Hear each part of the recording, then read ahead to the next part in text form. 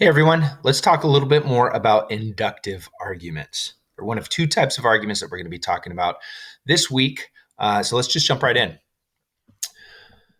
First of all, what are inductive arguments and how do they differ from the other type of argument we're going to be talking about, which is deductive arguments? So remember, in deductive arguments, the premise is force or demonstrate the conclusion. However, in inductive arguments, the premises support the conclusion. They don't force a conclusion. They don't necessarily prove the conclusion. They just make the conclusion likely. The more a premise supports a conclusion in an inductive argument, the stronger the argument is. And if it doesn't provide very good support, we'll call it a weak argument. So when we get to deductive arguments, we're going to use different language. Here with inductive arguments, we're talking about the difference between good and bad as strong or weak. Remember, neither is absolutely conclusive or proven or mathematical. So let's look at some examples. So this is a classic example, right? I've got a bag full of coins. I pull a penny out of it, and I conclude that this bag is full of pennies. Is this a good inductive argument? Why or why not? It's certainly an inductive argument, right? I've made a claim that's based on another claim. It can't be proven by the premise that I have offered. You could prove it by looking at every penny in the bag, but I can't prove it just by saying one penny pulled from the bag, therefore all pennies, right? It doesn't entail that. It doesn't demonstrate that to be true. Is this a good inductive argument? Well, most people would say that this is a pretty weak inductive argument. Just because I pulled one penny out of this bag of pennies does not mean that the bag is full of pennies. What if I pulled out 10 more pennies? What if I pulled out 100 pennies? What if I pulled out 1,000 pennies? What if I pulled out every coin except for one, right? So think about what makes something a good argument, a strong inductive argument, and what makes something a weak inductive argument.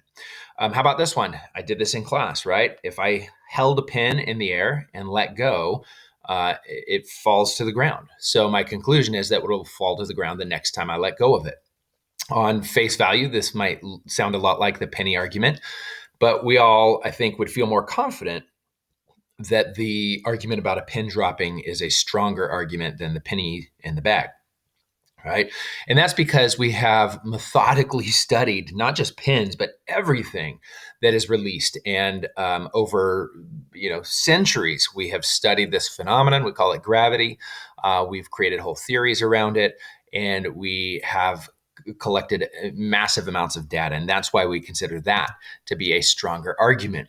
Right. And that's essentially what the scientific method is. The scientific method is a standard of rigor for inductive arguments. Right. So when you think about what the scientific method is, it's really we're making an observation, we make a hypothesis, and then we intentionally test that hypothesis over and over and over and over again.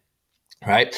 And so you learn in your science classes, I think from a very young age, that scientific arguments are strong if there's a lot of data. If we control for variables, right, we can make that connection stronger and stronger and stronger. It's not absolute, but we can make a really, really strong scientific argument. Science is our best way of making inductive arguments. Our strongest inductive arguments are what we call scientific theories, right?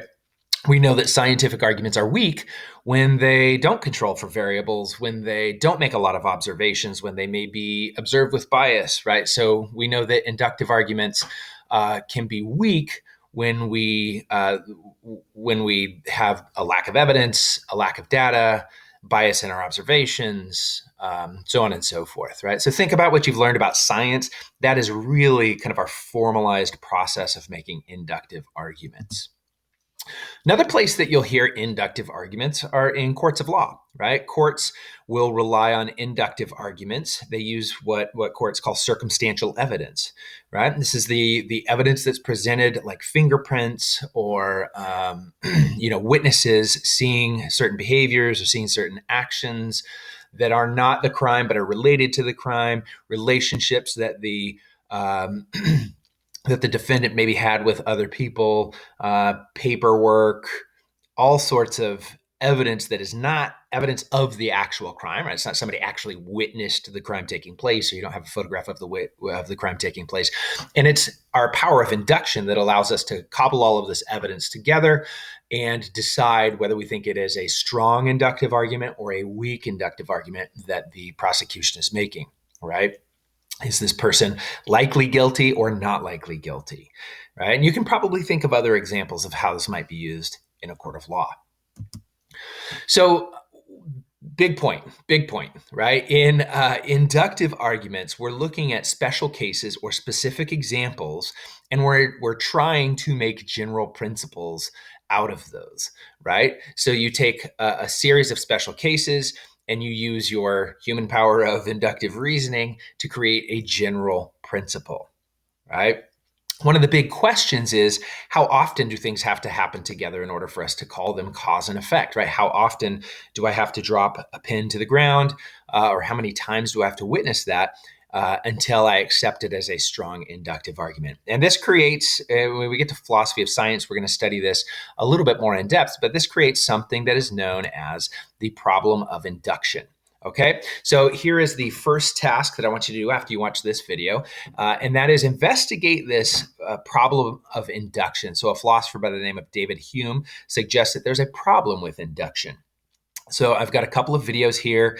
You can get a basic understanding by watching this video, reading the Wikipedia page. A couple of resources that I want to point you to for this class, if you want to dig deeper, are the Stanford Encyclopedia of Philosophy and the Internet Encyclopedia of Philosophy. These are pretty dense sources, but they have really good resources and articles on just about any philosophical topic. Okay, so when you're done with this lecture video, this short lecture video, I want you to explore these sources. They're linked to the next slide in the daily presentation. And once you have an understanding of what the problem of induction is, I want you to define it in your own words and discuss whether you think it is or is not a real problem. And there's an assignment on Google Classroom where you can do that. That needs to be done before you leave class today. All right.